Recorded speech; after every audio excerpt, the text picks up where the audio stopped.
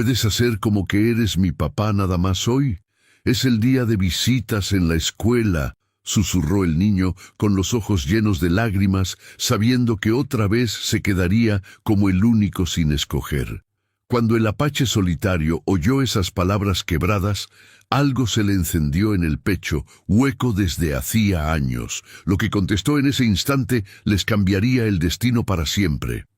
Hola, mi querido amigo. Soy Ricardo Rodríguez, el narrador de Sueños y Destinos. Antes de comenzar, te invito a suscribirte a nuestro canal y cuéntame, ¿desde qué ciudad nos estás viendo? Un fuerte abrazo y disfruta la historia. El sol del mediodía caía como plomo derretido sobre el polvoriento vilarejo de El Rastro, donde las calles de tierra se confundían con el horizonte árido que marcaba la frontera entre Arizona y Nuevo México. Las casas de adobe se agrupaban alrededor de una plaza central como gallinas asustadas, protegiéndose del viento que traía el olor a salvia seca y promesas rotas. En el orfanato de las Hermanas de la Caridad de San Marcos, Tomás despertaba cada mañana con el mismo nudo en el estómago que había aprendido a reconocer como su compañero más fiel.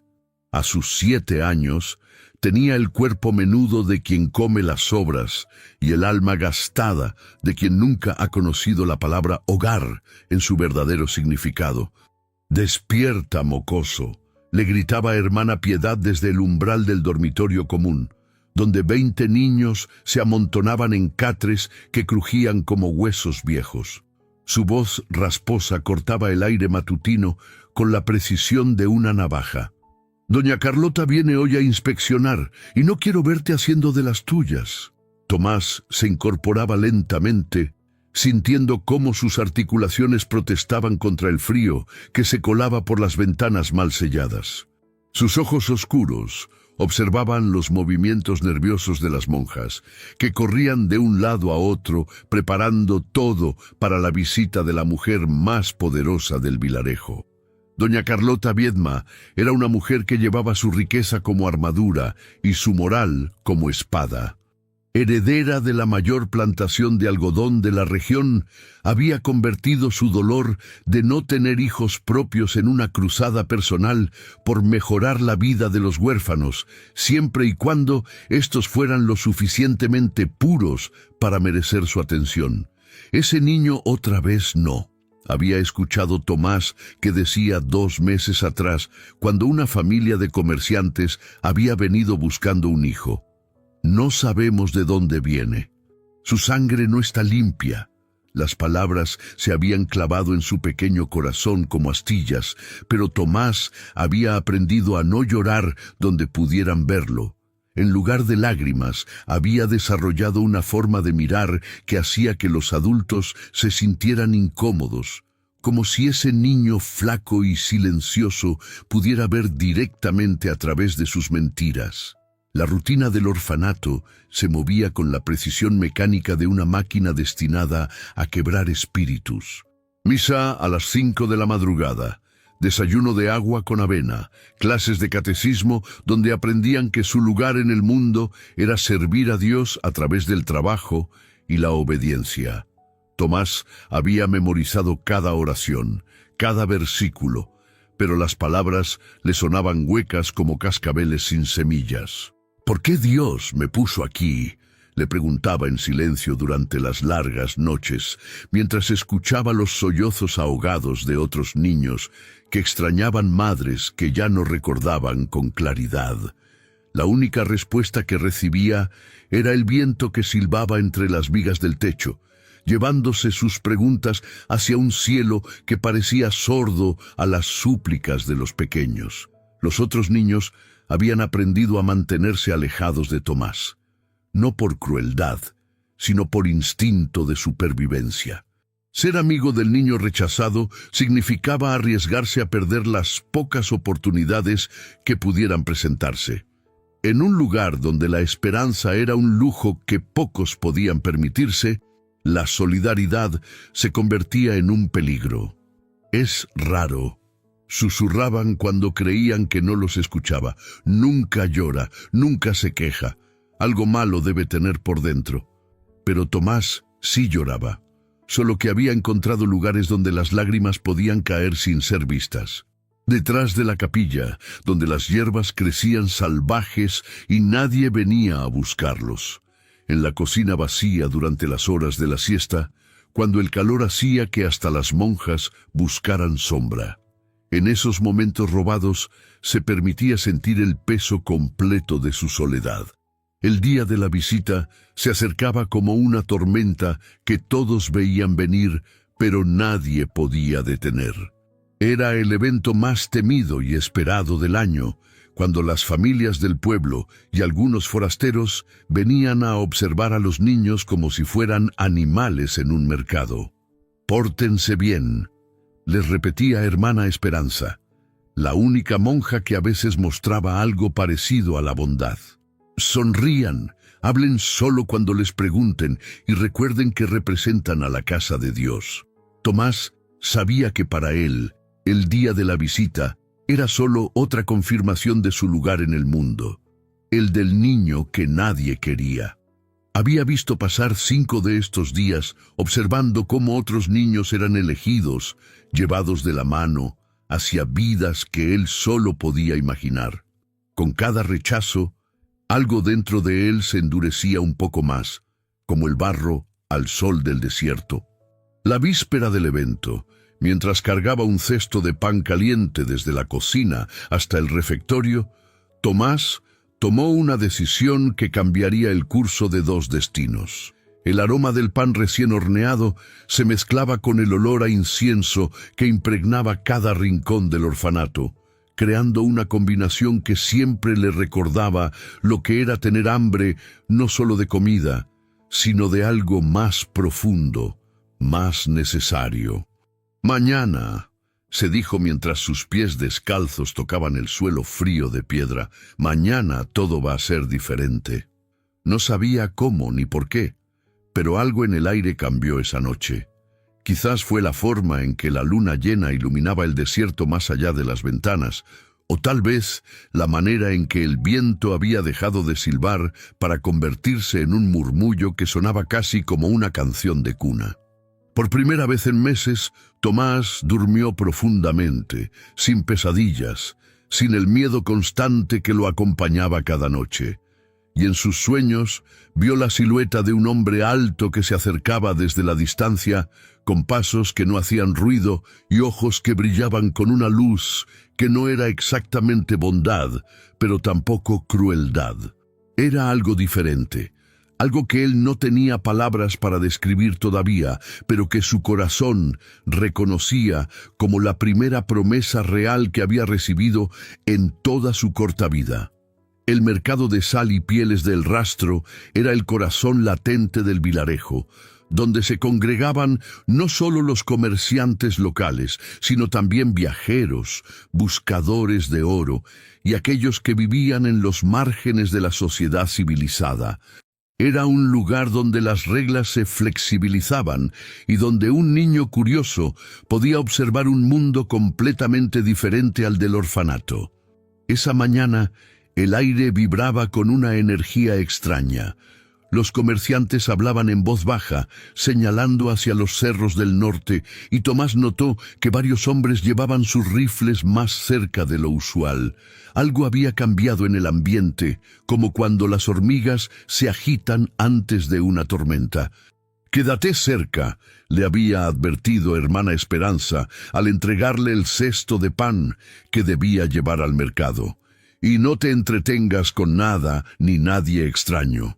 Pero extraño era exactamente lo que Tomás necesitaba en su vida. Fue mientras atravesaba la sección donde se vendían las pieles curtidas cuando lo vio. Un hombre que parecía hecho de sombras y silencio, alto como un pino, con el cabello negro y largo cayéndole sobre los hombros como cortinas que ocultaran secretos antiguos. Vestía una manta gastada que había visto mejores días, pero que llevaba con una dignidad que ningún traje elegante podría haber proporcionado. Nantán había venido a comerciar, no a buscar problemas. En sus alforjas llevaba pieles de venado curtidas con técnicas que su abuelo le había enseñado, raíces medicinales que crecían solo en las alturas donde ningún hombre blanco se atrevía a caminar, y la esperanza silenciosa de intercambiar todo por los granos y herramientas que necesitaba para sobrevivir otro invierno en la soledad de las montañas. Sus ojos, oscuros como pozos profundos, se movían constantemente, evaluando cada rostro, cada gesto, cada posible amenaza. Había aprendido a leer a las personas como rastreaba animales, notando los pequeños signos que revelaban intenciones ocultas.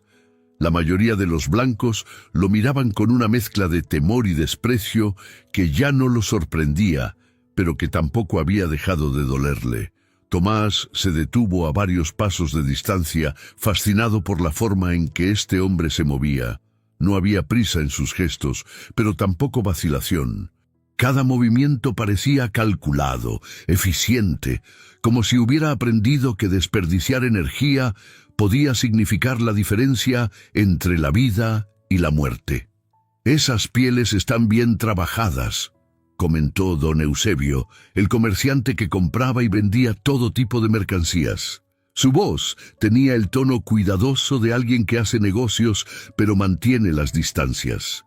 «¿Qué quieres por ellas?». Nantán respondió en un español perfecto, pero con un acento que revelaba que no era su lengua natal. «Maíz, frijoles, sal y un cuchillo nuevo si tienes uno decente». La negociación procedió en el lenguaje universal del comercio, donde el valor se medía no en dinero, sino en necesidad mutua. Tomás observaba cada intercambio, cada gesto, aprendiendo sin darse cuenta lecciones que ninguna clase de catecismo podría haberle enseñado.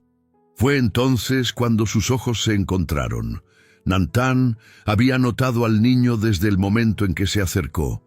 Era difícil no hacerlo. Mientras todos los demás en el mercado se movían con propósito definido, este niño pequeño parecía perdido en un mundo que era demasiado grande para él. Sus ojos tenían esa particular tristeza que desarrollan los niños que han aprendido demasiado temprano que el mundo puede ser un lugar cruel. Por un momento que se sintió eterno, hombre y niño se observaron a través del espacio polvoriento del mercado. En esa mirada, Nantán reconoció algo que había visto en su propio reflejo durante los años de exilio: la soledad de quien no pertenece a ningún lugar. «¿Ese cesto es muy pesado para ti?», preguntó Nantán de repente, sorprendiendo tanto a Tomás como a sí mismo. Tomás sacudió la cabeza, pero se acercó un paso. «No, señor. Estoy acostumbrado».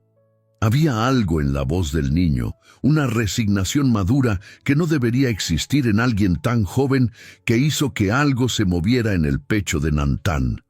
Era como escuchar el eco de su propio dolor reflejado en una frecuencia diferente. «¿Vives en el orfanato?», preguntó, aunque la respuesta era obvia por la ropa remendada y la palidez que viene de pasar demasiado tiempo en espacios cerrados. «Sí, señor». Tomás vaciló por un momento. Luego añadió con la honestidad brutal que solo poseen los niños: «Nadie me quiere adoptar». Las palabras cayeron entre ellos como piedras en agua quieta, creando ondas que se extendían mucho más allá de lo que cualquiera de los dos podría haber anticipado. Nantán sintió algo que había enterrado muy profundo después de perder a su propia familia: la necesidad instintiva de proteger a los inocentes. «Tal vez», dijo lentamente, «no han encontrado a la persona correcta todavía». Tomás levantó la mirada y por primera vez en meses algo parecido a la esperanza brilló en sus ojos. «¿Usted cree?». «Sé que a veces», respondió Nantán, terminando su transacción con don Eusebio sin apartar la vista del niño, «las mejores familias se forman de maneras que nadie espera». El comerciante miró nerviosamente entre el apache y el niño, claramente incómodo con esta conversación.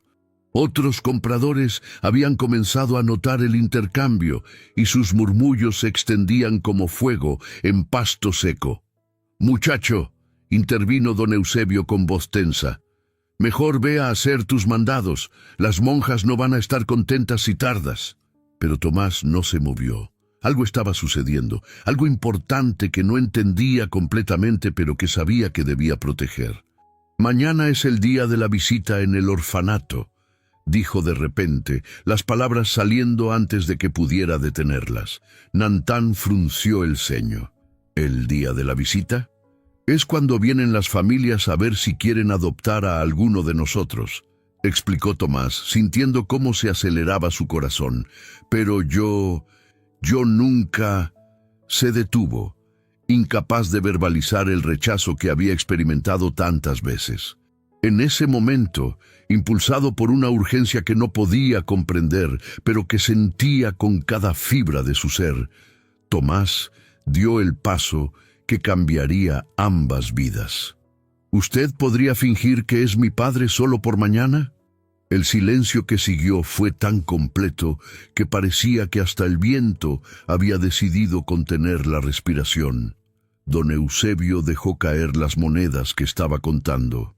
Varias mujeres que hacían compras cerca se llevaron las manos al pecho con expresiones de horror. Nantán miró al niño. Vio las manos pequeñas que temblaban ligeramente, los pies descalzos que se apoyaban firmemente en la tierra como si se preparara para salir corriendo, los ojos que brillaban con una mezcla de terror y esperanza que le recordó a sí mismo la noche que decidió abandonar su tribu para proteger a los que quedaban.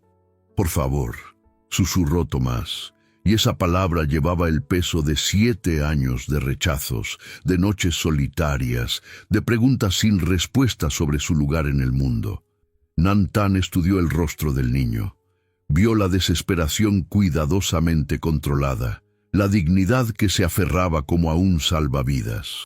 Durante 20 segundos, que se sintieron como años, el apache consideró todas las razones por las cuales debería alejarse. Las complicaciones que esto podría traer, los peligros para ambos, la imposibilidad de mantener una mentira así. Pero luego recordó su propia infancia, los momentos cuando había deseado que alguien, cualquiera, extendiera una mano hacia él. Recordó la soledad de los años de exilio, la forma en que el silencio de las montañas a veces gritaba más fuerte que cualquier voz humana. Lentamente, casi sin darse cuenta de lo que hacía, asintió con la cabeza. «Está bien», dijo con voz tan baja que Tomás tuvo que inclinarse para escucharlo. «Mañana». El amanecer del día de la visita llegó con una luz dorada que parecía burlarse de la tensión que llenaba cada rincón del orfanato.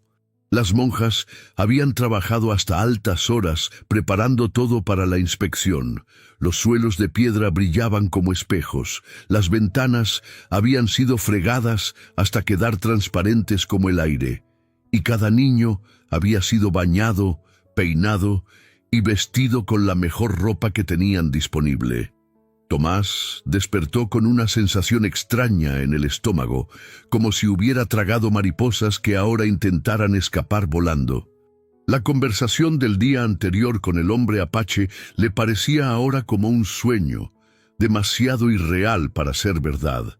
Pero cuando tocó su bolsillo, sintió el pequeño trozo de corteza que Nantán le había dado antes de irse, una promesa silenciosa de que sus palabras habían sido reales.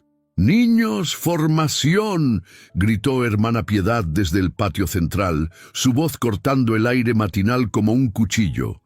«Doña Carlota llegará en 1 hora y quiero ver caras limpias y sonrisas verdaderas».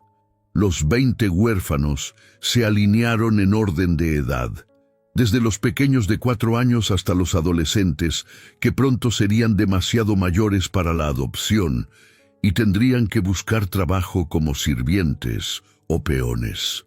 Tomás ocupó su lugar habitual en el medio de la fila, tratando de controlar el temblor de sus manos. «¿Estás bien?», le susurró María Elena, una niña de 8 años que a veces compartía con él las migajas de pan que conseguía esconder durante las comidas.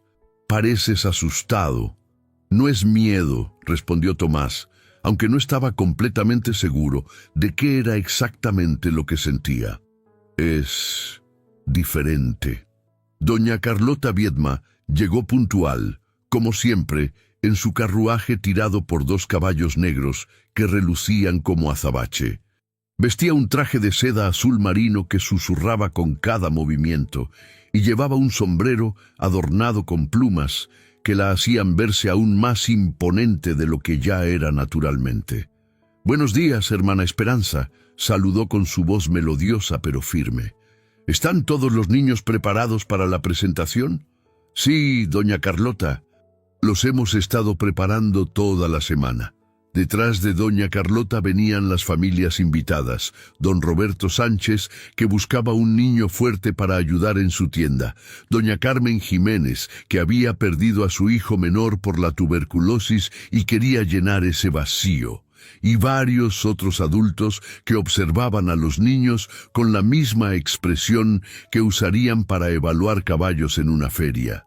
La rutina era siempre la misma. Cada niño debía decir su nombre, su edad y alguna habilidad especial que pudiera tener. Los más pequeños recitaban oraciones, los medianos demostraban que sabían leer y los mayores hablaban de los oficios que habían aprendido. Cuando llegó el turno de Tomás, se adelantó con los hombros rectos y la mirada fija en un punto más allá de los adultos. «Me llamo Tomás», dijo con voz clara. «Tengo 7 años, sé leer y escribir y puedo ayudar en la cocina o cuidar animales». Doña Carlota lo observó con esos ojos azul hielo que parecían ver directamente al alma. «¿Y tu apellido, niño?». Era la pregunta que siempre hacían y que siempre quedaba sin respuesta satisfactoria. Los niños sin familia conocida recibían apellidos genéricos: huérfano, expósito, desamparado. Tomás había rechazado todos esos nombres, prefiriendo vivir sin apellido antes que cargar con etiquetas que lo definieran por lo que no tenía. «Solo Tomás, señora». Un murmullo de desaprobación recorrió el grupo de visitantes. La falta de apellido era señal de origen dudoso, de sangre mezclada, de todo lo que la sociedad decente prefería evitar. Fue en ese momento cuando apareció la silueta en el portón del orfanato. Lantán había pasado la noche entera caminando por las colinas, luchando consigo mismo sobre la decisión que había tomado. Cada paso lo había llevado más cerca de la convicción de que lo que estaba a punto de hacer era una locura, pero también de que era lo correcto. Se había vestido con su mejor ropa, una camisa de algodón blanco que había comerciado meses atrás, pantalones de cuero bien cuidados y una chaqueta que había pertenecido a un soldado muerto cuya tumba había encontrado en las montañas. No era elegancia lo que buscaba, sino respetabilidad, o al menos algo que se le acercara. Cuando entró al patio del orfanato, todas las conversaciones se detuvieron. Tomás sintió que su corazón se saltaba varios latidos. Ahí estaba, tal como había prometido, el hombre del mercado, pero ahora parecía diferente, más grande, más imponente, más real. ¿Puedo ayudarle en algo?, preguntó hermana Esperanza con voz tensa, colocándose instintivamente entre los niños y el visitante inesperado.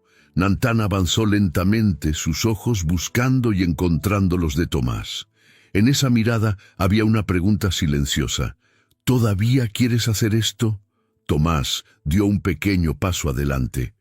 «Es mi padre», dijo con voz que apenas temblaba. «Vino a verme». El silencio que siguió fue tan completo que se podría haber escuchado caer una aguja sobre la tierra del patio. Doña Carlota fue la primera en reaccionar y su reacción fue de indignación absoluta. «¡Imposible! ¿Un salvaje como padre de uno de nuestros niños?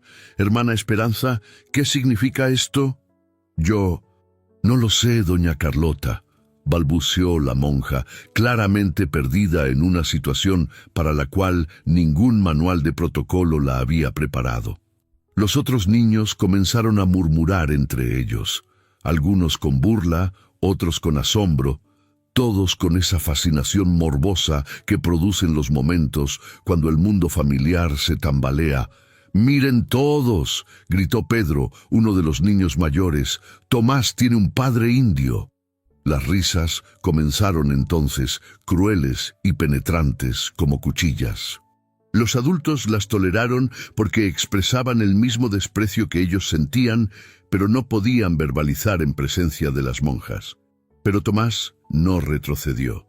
Por primera vez en su vida se sintió visto, reconocido, como si existiera realmente en el mundo. «Sí», dijo en voz alta para que todos pudieran escucharlo, «este es mi padre. Vino por mí». Nantán observó al niño pequeño defendiendo algo que ambos sabían que era una mentira, pero que en ese momento se sentía más verdadero que cualquier verdad que hubieran vivido antes. Vio el valor que se necesitaba para mantenerse firme ante la burla y el rechazo, y sintió un respeto profundo por este niño que había decidido arriesgarlo todo por un momento de pertenencia. Lentamente se acercó hasta quedar junto a Tomás. «Sí», dijo con voz firme y clara, «vine por mi hijo». Doña Carlota se puso de pie como una reina ofendida. «Esto es intolerable. No permitiré que este espectáculo continúe. Hermana Esperanza, ordene a este hombre que se retire inmediatamente». «Señor», intervino la monja con voz temblorosa, «me temo que va a tener que irse. No puede estar aquí sin autorización previa». Nantán miró a Tomás, vio la esperanza y el terror batallando en sus ojos pequeños, y tomó una decisión que resonaría a través de los años. «Entiendo», dijo calmadamente, «pero me llevaré a mi hijo conmigo». Extendió su mano hacia Tomás, y el niño, sin vacilar, la tomó. En ese momento, entre las risas crueles y los gritos de indignación, entre el escándalo de los adultos y la fascinación de los otros niños, nació algo que ninguno de los dos esperaba, una conexión real, un vínculo que había comenzado como mentira, pero que se estaba transformando en verdad. «Esto es inadmisible», gritó doña Carlota. «Llamaré al sheriff. No permitiré que un salvaje se lleve a uno de nuestros niños». Pero cuando miró hacia donde habían estado parados, ya no había nadie ahí. Tomás y Nantán se habían desvanecido como humo en el viento del desierto, dejando atrás solo preguntas sin respuesta y la certeza de que algo había cambiado para siempre en el rastro. La búsqueda comenzó antes de que el sol alcanzara su punto más alto. Doña Carlota, enfurecida por lo que consideraba un insulto personal a su autoridad y una afrenta a los valores cristianos del vilarejo, movilizó a medio pueblo en la persecución de Nantán y Tomás. «No permitiré que un salvaje secuestre a uno de nuestros niños», declaró desde los escalones de la iglesia, su voz cortando el aire caliente como una proclama de guerra. «Es nuestro deber como cristianos rescatar a esa criatura inocente de las garras del demonio». El sheriff Mendoza, un hombre que debía su posición tanto a su pistola como a su habilidad para mantenerse en buenos términos con los poderosos, organizó rápidamente una partida de búsqueda. 12 hombres armados, montados en los mejores caballos del pueblo, listos para traer de vuelta al niño secuestrado y castigar al apache por su crimen. Pero Nantán conocía esas tierras como conocía las líneas de su propia mano. Había pasado años aprendiendo cada cañón oculto, cada cueva secreta, cada sendero que los ojos blancos nunca habían visto. Cuando la partida de búsqueda llegó a las primeras colinas, él y Tomás ya estaban a millas de distancia, moviéndose por rutas que existían mucho antes de que los primeros colonos pusieran pie en esta tierra. «¿A dónde vamos?», preguntó Tomás, aferrado a la cintura de Nantán, mientras el caballo navegaba por senderos que parecían invisibles. «A un lugar seguro», respondió Nantán, aunque él mismo no estaba completamente seguro de qué significaba seguro en estas circunstancias. «¿Tienes miedo?», Tomás consideró la pregunta honestamente. «No», dijo finalmente. Es la primera vez que no tengo miedo. Esas palabras tocaron algo profundo en el corazón del apache, algo que había estado dormido desde que perdiera a su propia familia años atrás. Mientras tanto, en el orfanato, la ausencia de Tomás se había convertido en el centro de un huracán de actividad. Las monjas corrían de un lado a otro como gallinas asustadas, preparándose para la inspección que seguramente vendría de las autoridades de la región. Los otros niños susurraban entre ellos, divididos entre la envidia por el escape de Tomás y el miedo por las consecuencias que podrían caer sobre todos ellos. «Esto es culpa tuya», le gritaba hermana Piedad a hermana Esperanza. «Te dije que ese niño traería problemas». Su sangre maldita finalmente mostró su verdadera naturaleza. «Era solo un niño asustado», respondía la monja más joven, pero su voz carecía de convicción.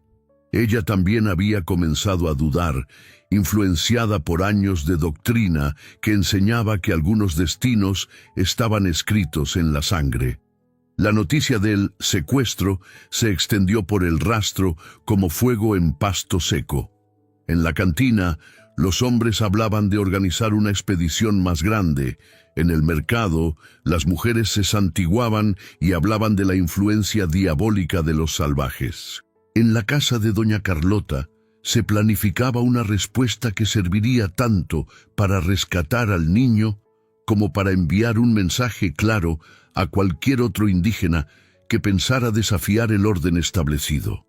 Pero en las montañas, alejados del ruido y la furia de la civilización, dos seres solitarios comenzaban a construir algo que ninguno de ellos había esperado encontrar. La cabaña de Nantán estaba oculta en un valle pequeño, rodeado de pinos que crecían tan espesos que formaban paredes naturales. Había construido su hogar con sus propias manos, usando técnicas que su padre le había enseñado. Piedras del río para los cimientos, troncos cortados con precisión para las paredes, arcilla mezclada con hierba seca para sellar las grietas. «Es pequeña», dijo Tomás mientras observaba la construcción modesta, «pero se siente gálida». Nantán sonrió por primera vez en años. «Un hogar no se mide por su tamaño», respondió, «se mide por la paz que da al corazón». Durante los primeros días, establecieron una rutina que ninguno de los dos había planificado, pero que surgió naturalmente de sus necesidades mutuas. Tomás aprendía a recoger leña seca, a encender fuego sin desperdiciar fósforos preciosos, a reconocer qué plantas eran comestibles y cuáles debía evitar. Nantán redescubría la paciencia que se necesita para enseñar, el placer simple de compartir conocimientos que había guardado solo para sí mismo durante demasiado tiempo. «Los pájaros te dirán cuando viene el mal tiempo», le explicaba mientras observaban las nubes acumularse en el horizonte. «Cuando vuelan bajo es porque sienten la presión en el aire. La tierra también habla, si sabes escuchar». Tomás absorbía cada lección como una esponja sedienta. Por primera vez en su vida, estaba aprendiendo cosas que parecían tener importancia real, conocimientos que podrían mantenerlo vivo y libre en lugar de simplemente hacer de él un sirviente obediente. Pero las noches eran los momentos más reveladores. Sentados junto al fuego, mientras las estrellas brillaban con una intensidad que Tomás nunca había notado desde el orfanato, ambos compartían historias que habían guardado en silencio durante demasiado tiempo. «Mi pueblo fue forzado a moverse 3 veces cuando era niño», contaba Nantán, mirando las llamas danzar. «Cada vez nos prometían que la nueva tierra sería buena, que podríamos vivir en paz. Cada vez era mentira». «¿Por qué se fueron?», preguntaba Tomás. «Porque a veces», respondía Nantán lentamente, «irse es la única forma de proteger a los que amas, aunque signifique no verlos nunca más».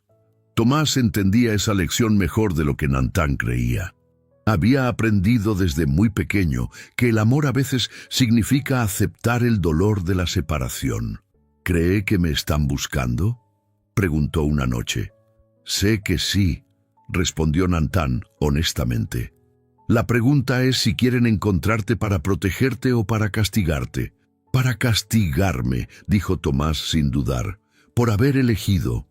Esas palabras revelaron una sabiduría prematura que hizo que Nantán sintiera una mezcla de orgullo y tristeza. Este niño había aprendido lecciones sobre el poder y la libertad que muchos adultos nunca llegarían a comprender. Durante esas semanas en las montañas, algo extraordinario comenzó a suceder. El vínculo que había comenzado como una actuación desesperada comenzó a transformarse en algo real y profundo.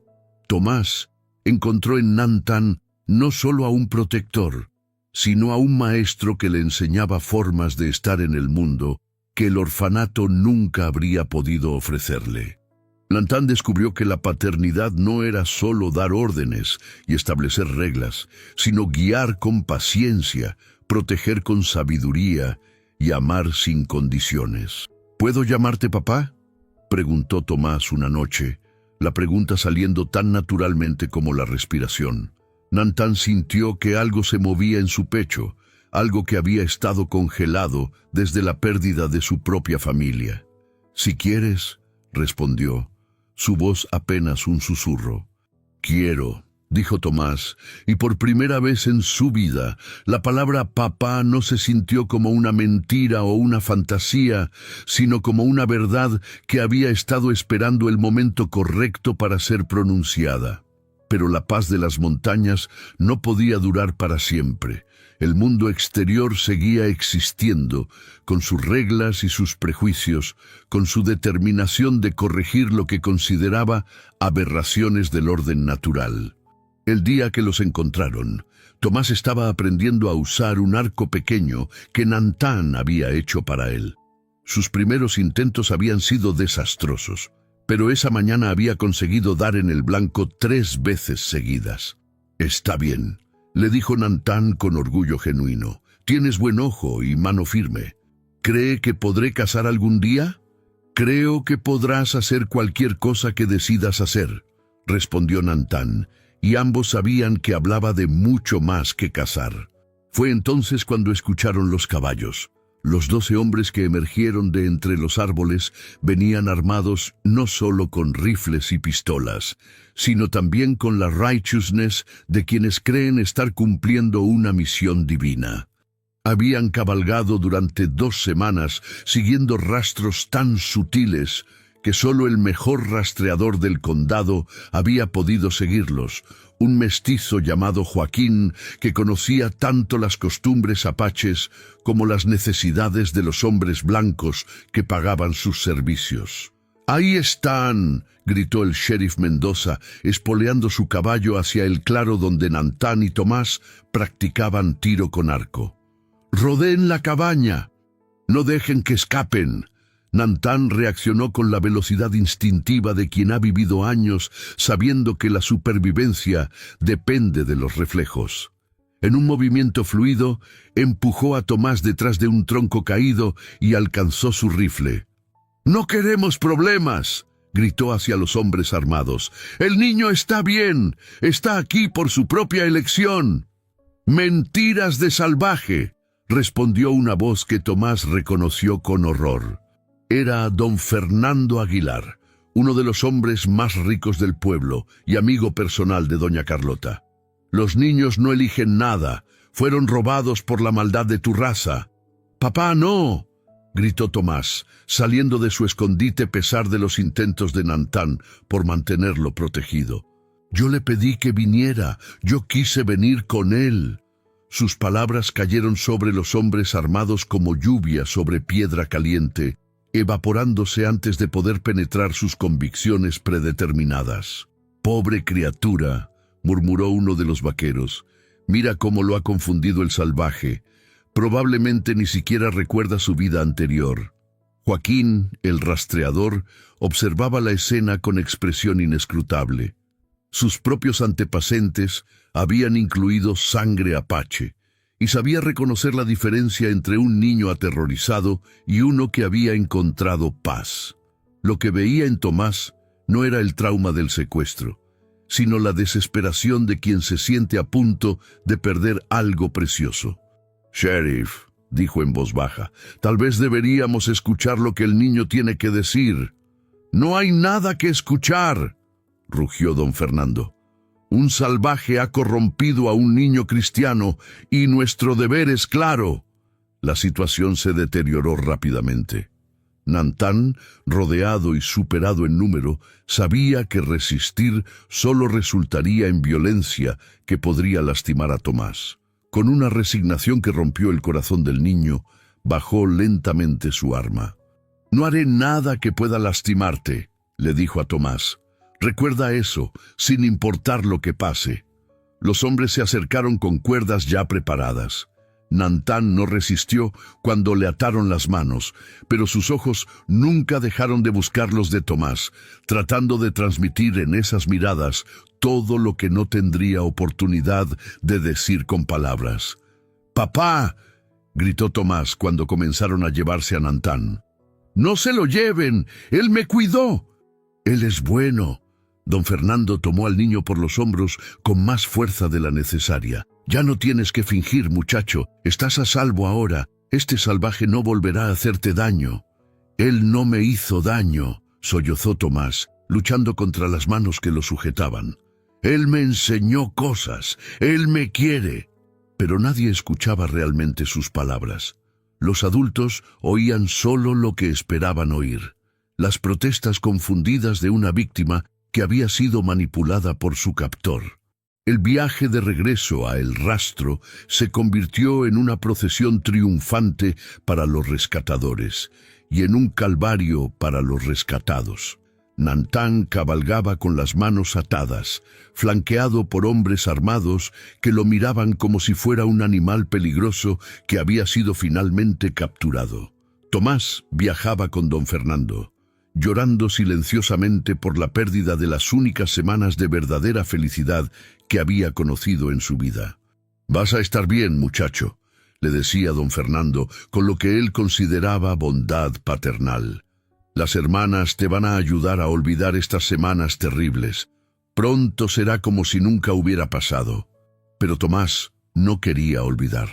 Quería recordar cada lección que Nantán le había enseñado, cada momento de paz junto al fuego, cada vez que había escuchado la palabra «hijo», pronunciada con amor genuino.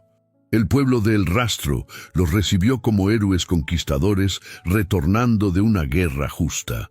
Doña Carlota esperaba en la plaza central, rodeada de mujeres que la felicitaban por su persistencia en rescatar al niño perdido. Su sonrisa era la de alguien que había visto confirmadas todas sus creencias sobre la superioridad moral de su clase y su raza. «Gracias a Dios que lo encontraron», declaró cuando vio a Tomás descender del caballo. «Pobre angelito, debe haber sufrido terriblemente». Se acercó para abrazarlo, pero Tomás se apartó instintivamente. En sus ojos, doña Carlota vio no gratitud, sino algo que la perturbó profundamente: resistencia. «Vamos, niño», dijo con voz más firme. «Es hora de volver a casa». «Esta no es mi casa», respondió Tomás con una claridad que sorprendió a todos los presentes. «Mi hogar está allá arriba, con mi padre». Un murmullo de consternación recorrió la multitud. Doña Carlota sintió que su sonrisa se endurecía como masilla al sol.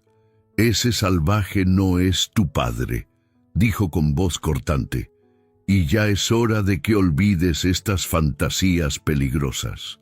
Pero mientras llevaban a Tomás de vuelta al orfanato, y mientras arrastraban a Nantán hacia la cárcel provisional que habían preparado en el granero de don Fernando, algo había cambiado en el aire de El Rastro. Algunas personas, no muchas pero suficientes para importar, habían notado la forma en que el niño defendía al Apache, la manera en que sus ojos brillaban cuando hablaba de las semanas en las montañas. Joaquín el rastreador fue el primero en expresar sus dudas en voz alta. «Yo he visto niños que han sido lastimados», le dijo al sheriff esa noche mientras bebían en la cantina. «Y he visto niños que han sido amados. Ese muchacho no tenía marcas, no tenía miedo, No actuaba como alguien que ha sido maltratado. ¿Estás sugiriendo que deberíamos haber dejado al apache con el niño?, preguntó el sheriff, pero su voz tenía un tono de duda que no había estado ahí antes. Estoy sugiriendo, respondió Joaquín cuidadosamente, que tal vez las cosas no son tan simples como creíamos. Esa noche, mientras Tomás yacía en su catre familiar en el orfanato, castigado sin cena por su comportamiento rebelde, y mientras Nan-Tan permanecía sentado en la oscuridad del granero con las manos todavía atadas, ambos miraban las mismas estrellas a través de ventanas diferentes y se preguntaban si el amor verdadero podía sobrevivir en un mundo que parecía determinado a destruir cualquier cosa que no entendiera. El juicio, decidieron los hombres importantes del pueblo, sería al día siguiente, rápido, eficiente y con el resultado ya predeterminado. Después de todo, ¿qué más evidencia necesitaban que un Savage que había secuestrado a un niño cristiano? Pero Clara Montiel, la nueva maestra que acababa de llegar de Prescott, había escuchado la historia desde una perspectiva diferente. Y ella, a diferencia de los demás, había aprendido que las verdades más importantes a menudo se esconden en los lugares donde nadie piensa buscar. Clara Montiel había llegado a El Rastro solo 2 días antes del rescate de Tomás, pero ya había escuchado suficientes rumores para saber que la versión oficial de los eventos no contaba toda la historia. Como mujer mestiza en una sociedad que valoraba la pureza de sangre por encima de la pureza del corazón, había desarrollado un instinto agudo para reconocer cuando el prejuicio se disfrazaba de justicia. La noche antes del juicio improvisado, decidió hacer algo que nadie más había considerado necesario: hablar con Tomás. Lo encontró sentado en el patio del orfanato, castigado a permanecer fuera hasta que aprendiera a mostrar gratitud apropiada por su rescate. Las hermanas lo habían dejado solo con su rebeldía, esperando que la soledad y el hambre lo convencieran de aceptar la narrativa que todos esperaban que adoptara. «Hola, Tomás», dijo Clara, sentándose en el suelo junto a él como si fuera la cosa más natural del mundo. «Soy Clara Montiel, la nueva maestra». Tomás la miró con desconfianza. Había aprendido a recelar de los adultos que venían con palabras amables y sonrisas preparadas. «¿Viene a decirme que debo olvidar y ser agradecido?», preguntó con una amargura que no debería haber existido en alguien tan joven. «No», respondió Clara honestamente. «Vine a preguntarte si quieres contarme la verdad». Algo en su tono, una sinceridad que contrastaba marcadamente con la condescendencia que había estado recibiendo, hizo que Tomás levantara la mirada. «¿La verdad?», repitió. «Nadie quiere escuchar la verdad». «Yo sí», dijo Clara, y en sus ojos Tomás vio algo que había estado ausente en todos los demás adultos: respeto genuino por su experiencia y su dolor. Durante la hora siguiente, Tomás habló como no había hablado nunca antes. Le contó sobre los años de rechazo, sobre la soledad que lo había llevado a buscar desesperadamente cualquier forma de conexión. Le habló del encuentro en el mercado, de la decisión impulsiva de pedirle a un extraño que fingiera ser su padre, y de cómo esa mentira se había convertido gradualmente en la relación más verdadera de su vida. «Él me enseñaba cosas», dijo Tomás, sus ojos brillando mientras recordaba, «no solo sobre plantas y animales, sino sobre ser valiente. Me dijo que un hombre verdadero protege a los que no pueden protegerse a sí mismos, que la fuerza real viene de saber cuándo usar el poder y cuándo no usarlo». Clara escuchaba con atención, notando no solo las palabras, sino también el lenguaje corporal del niño. No veía trauma, sino pérdida. No veía miedo, sino tristeza por algo precioso que le habían arrebatado. «¿Te lastimó alguna vez?», preguntó directamente. «Nunca», respondió Tomás sin dudar. «Ni una sola vez». Cuando me lastimé el pie con una piedra filosa, él me curó con hierbas y me cargó hasta que pude caminar otra vez. Cuando tuve pesadillas, las primeras noches, se sentaba junto a mí hasta que me dormía. Mientras Tomás hablaba, Clara comenzó a formar una imagen muy diferente de los eventos que toda la ciudad daba por ciertos. Esa noche, después de que el niño finalmente se durmiera agotado por la emoción de haber podido contar su historia, Clara comenzó su propia investigación. Los archivos de la iglesia guardaban secretos que nadie había molestado en buscar: registros de bautismo, documentos de defunción, correspondencia entre parroquias. Clara había aprendido durante sus años como maestra que los documentos oficiales a menudo contaban historias que las versiones verbales preferían omitir.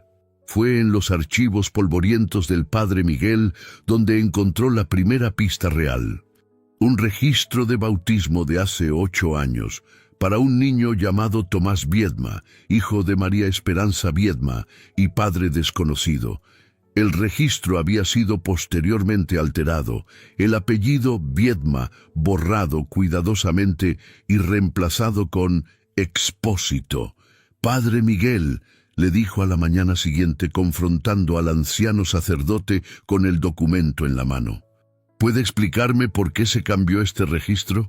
El padre Miguel, un hombre que había vivido lo suficiente para ver cómo la verdad y la conveniencia rara vez coincidían, suspiró profundamente. «Doña Carlota me pidió que lo hiciera», admitió.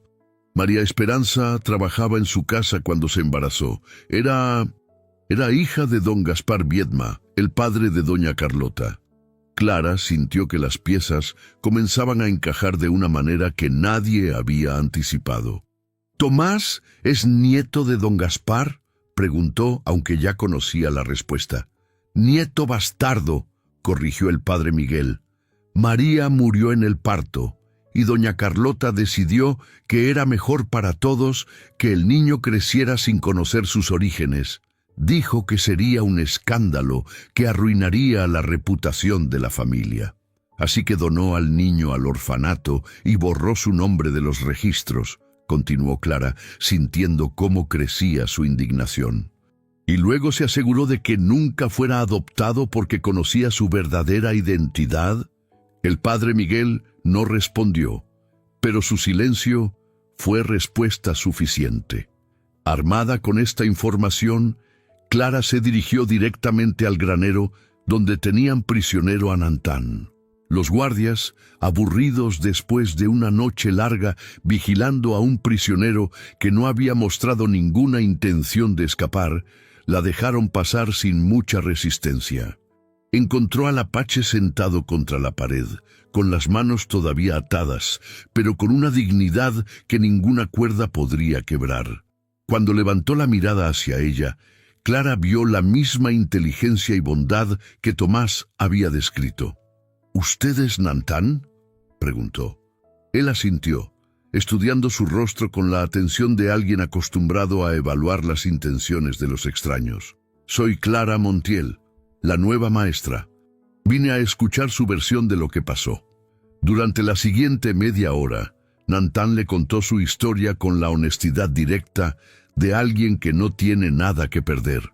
Le habló de los años de exilio después de que su tribu fuera forzada a reubicarse, de la soledad que se había convertido en su compañera constante, del momento en el mercado cuando un niño pequeño le pidió algo que él mismo no sabía que necesitaba.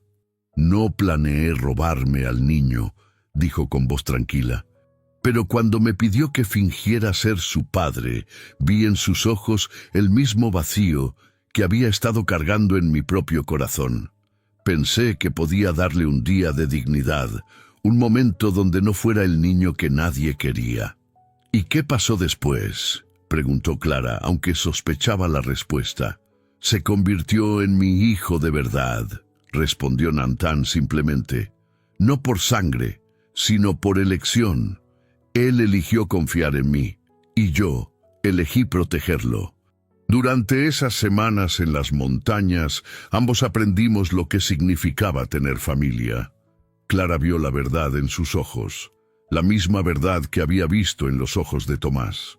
Dos almas solitarias que se habían encontrado y habían creado algo hermoso en un mundo que parecía determinado a mantenerlos separados. El juicio estaba programado para comenzar al mediodía en la plaza central del pueblo. Toda la población se había reunido para presenciar lo que esperaban que fuera una demostración rápida y satisfactoria de justicia.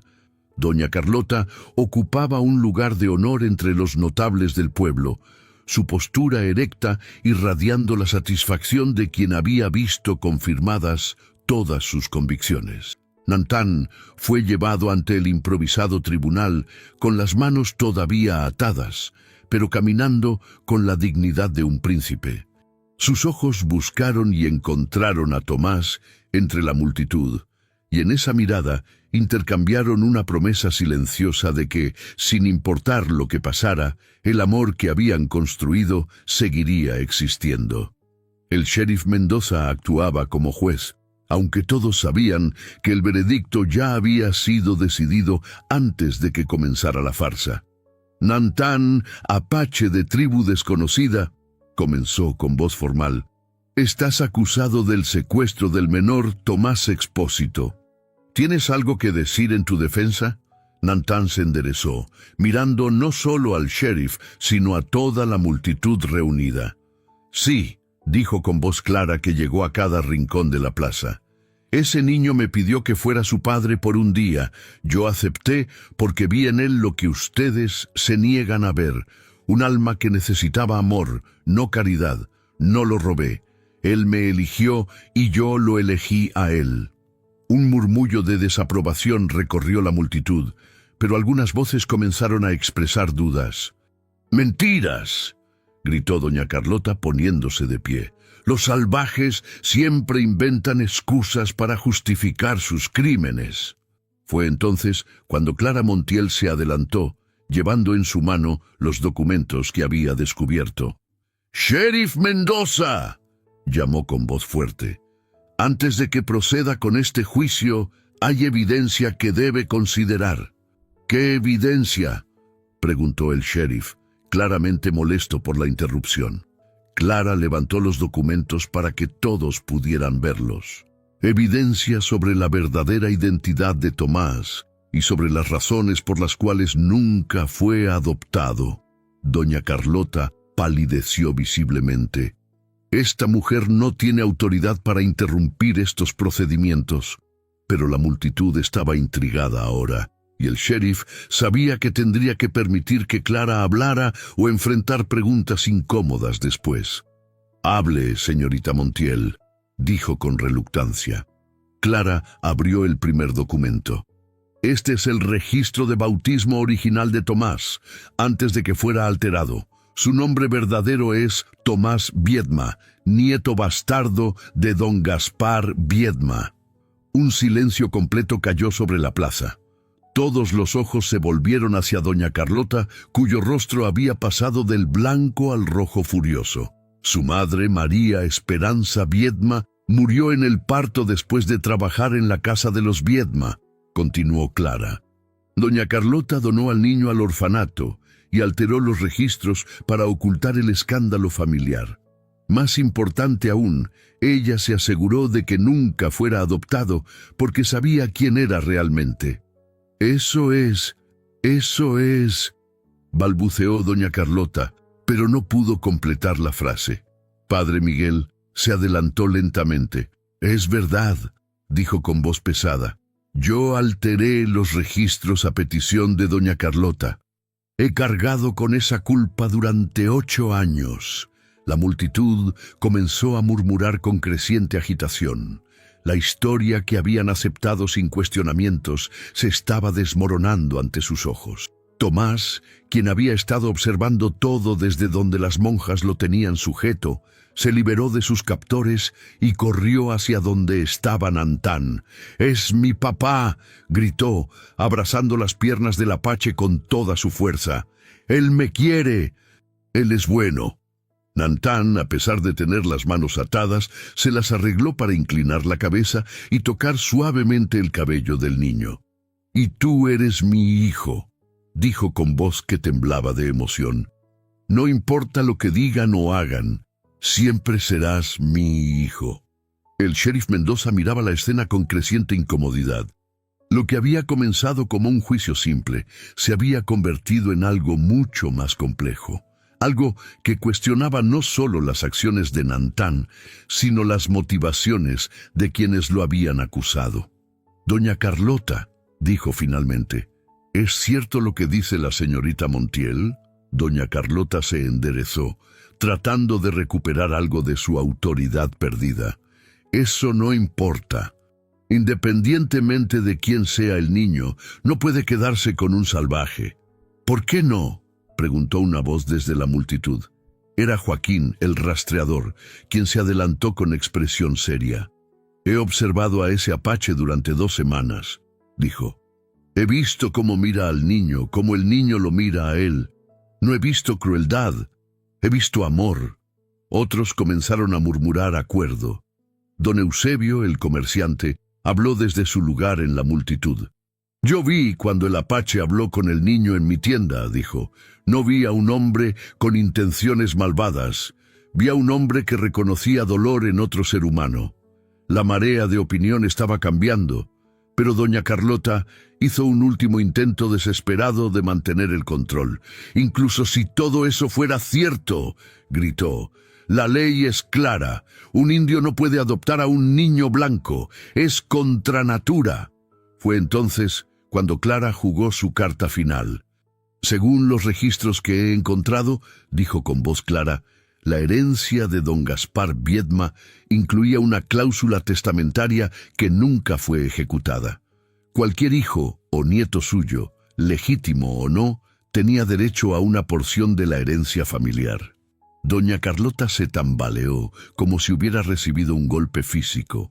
«Durante 8 años», continuó Clara implacablemente, «usted ha estado administrando una herencia que parcialmente pertenecía a Tomás. En términos legales, eso se llama apropiación indebida». El sheriff miró entre Clara, doña Carlota, y los documentos que ahora parecían arder en las manos de la maestra. «¿Está usted sugiriendo que doña Carlota ha estado robando del niño?»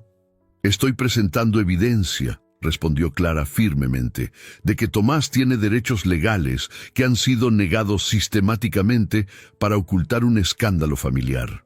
En ese momento, algo extraordinario sucedió.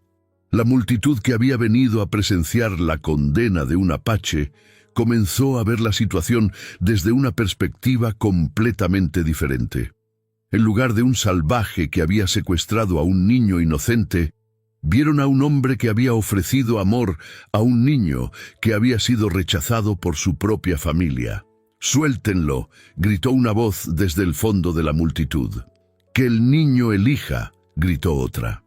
El sheriff, sintiendo que el control de la situación se le escapaba completamente, tomó la única decisión que podía tomar. «Corto las cuerdas», ordenó a uno de sus hombres, «y declaro este juicio suspendido hasta que se puedan verificar todos estos documentos». Cuando las cuerdas que ataban las manos de Nantán finalmente cayeron, el apache no huyó ni atacó. Simplemente se arrodilló y abrazó a Tomás con toda la fuerza de su amor paternal. «¿Todavía quieres que sea tu padre?», le preguntó con voz suave. «Para siempre», respondió Tomás, y esas 2 palabras llevaban el peso de una promesa que ambos sabían que cumplirían. Doña Carlota, viendo que su mundo se desmoronaba a su alrededor, hizo una última tentativa desesperada. «¡Esto no puede ser!», gritó. «Yo he cuidado de ese niño. Yo he pagado por su crianza. Usted», dijo Clara con una voz tan fría como el acero, «ha mantenido prisionero a su propio sobrino para ocultar la vergüenza de su familia. Ha condenado a un niño a una vida de rechazo para proteger su reputación». La verdad de esas palabras resonó a través de la plaza como campanas de iglesia. Una por una, Las personas que habían venido a condenar comenzaron a ver la situación real. Una mujer poderosa que había sacrificado la felicidad de un niño por su propio orgullo, y un hombre que había arriesgado todo para darle a ese niño el amor que merecía. 6 meses después, en una ceremonia pequeña pero significativa en la nueva escuela que Clara había establecido, Natán adoptó oficialmente a Tomás. El niño que una vez había sido rechazado por no tener sangre pura conocida, ahora tenía no solo un padre, sino también acceso a la herencia que legalmente le pertenecía. Doña Carlota había sido obligada a restituir los fondos que había usado impropiamente y había abandonado el rastro en desgracia. El orfanato fue reformado bajo nueva administración, con Clara supervisando cambios que aseguraban que ningún niño volviera a ser rechazado por prejuicios sobre su origen. Pero tal vez el cambio más importante se veía cada tarde, cuando Natán y Tomás regresaban de sus caminatas por las montañas. El niño, ahora de 8 años, había crecido fuerte y confiado bajo el cuidado de su padre adoptivo. Había aprendido no solo las habilidades tradicionales de supervivencia, sino también lecciones más profundas sobre honor, compasión y la importancia de defender lo que es correcto. «¿Papá?», preguntó Tomás una tarde mientras observaban el atardecer desde su cabaña reconstruida, que ahora incluía un cuarto adicional y una biblioteca pequeña, donde Clara a menudo venía a enseñarle las lecciones que se había perdido. «¿Sí, hijo? ¿Cree que mi madre habría estado contenta con cómo resultaron las cosas?». Natán consideró la pregunta cuidadosamente, mirando al niño que había transformado su propia vida tanto como él había transformado la de Tomás.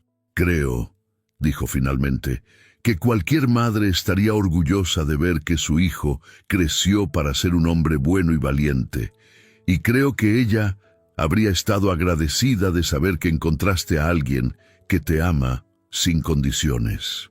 Tomás sonrió.